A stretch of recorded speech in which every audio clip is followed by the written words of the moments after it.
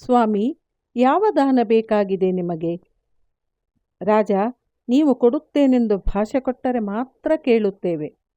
ಭಾಷೆ ಕೊಟ್ಟಿದ್ದೇನೆ, ಕೇಳಿರಿ. ಹಣ ಬೇಕೋ? ಹಸುಗಳು ಬೇಕೋ? ಆಹಾರ ಧಾನ್ಯಾದಿಗಳು ಬೇಕೋ? ರಕ್ಷಣಾ ಸಹಾಯ ಬೇಕೋ? ಕೇಳಿರಿ, ಕೇಳಿರಿ. ರಾಜ, ನೀವು ಮಲ್ಲಯುದ್ಧ ಪ್ರವೀಣರೆಂದು ಕಿವಿತುಂಬಾ ಕೇಳಿದ್ದೇವೆ. ಆದರೆ ನಮಗೆ ಅದನ್ನು ಕಣ್ತುಂಬಾ ನೋಡಬೇಕೆಂಬ ಆಸೆ ಇದೆ ಎಂದನು ಕೃಷ್ಣ. ಜರಾಸಂಧನು, ನಿಮ್ಮ ಮಾತು ನನಗೆ ಅರ್ಥವಾಗಿಲ್ಲ ಎಂದನು. ನಿಮ್ಮ ಜೊತೆಯಲ್ಲಿ ಮಲ್ಲಯುದ್ಧ ಮಾಡಬೇಕೆಂದು ನಮಗೆ ಆಸೆ ಇದೆ. ಈ ಯುದ್ಧ ದಾನವನ್ನು ನಮಗೆ ಕೊಟ್ಟರೆ ಸಾಕು. ಬೇಡಿದ ದಾನವನ್ನು ಕೊಡುತ್ತೇನೆಂದು ಆಣೆ ಮಾಡಿದ್ದೀರಿ. ನಮ್ಮಾಸೆಯನ್ನು ಪೂರೈಸಿರಿ ಪ್ರಭು.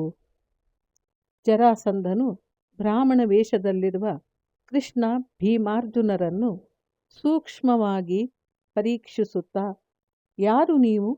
ನಿಮ್ಮ ದೇಹದಾಢ್ಯವನ್ನು ನೋಡಿದರೆ ನೀವು ಬ್ರಾಹ್ಮಣರಾಗಿ ಕಾಣುತ್ತಿಲ್ಲ, ಕ್ಷತ್ರಿಯರಂತೆ ಕಾಣುತ್ತಿದ್ದೀರಿ.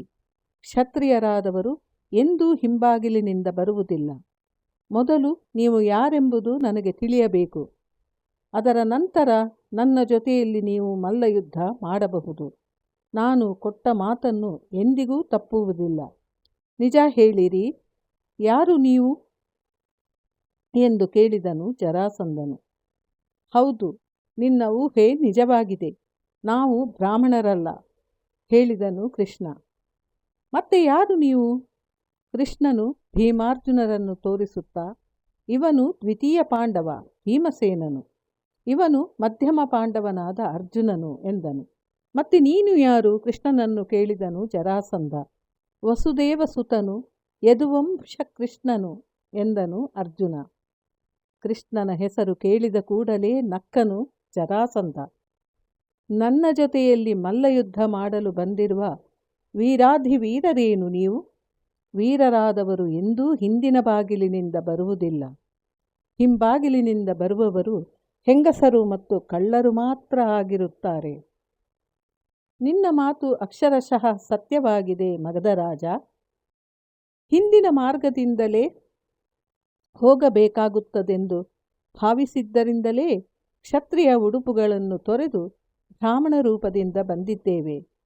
ಬ್ರಾಹ್ಮಣನು ಯಾವ ದ್ವಾರದಿಂದ ಬಂದರೂ ತಪ್ಪಿಲ್ಲವೆಂದು ಧರ್ಮಶಾಸ್ತ್ರ ಹೇಳುತ್ತದೆ ಎಂದನು ಕೃಷ್ಣ. ಕೃಷ್ಣ, ನನಗೆ ಹೆದರಿಕೊಂಡು ಸಮುದ್ರದ ಮಧ್ಯೆಯಲ್ಲಿ ಮನೆ ಮಾಡಿಕೊಂಡಿರುವ ವೀರಾದಿವೀರನು ನೀನು. 14 ಬಾರಿ ನನಗೆ ಹೆದರಿ ಓಡಿ ಹೋದದ್ದನ್ನು ಆಗಲೇ ಮರೆತಿರುವೆಯಾ ಎಂದು ನಕ್ಕನು ಜರಾಸಂಧ.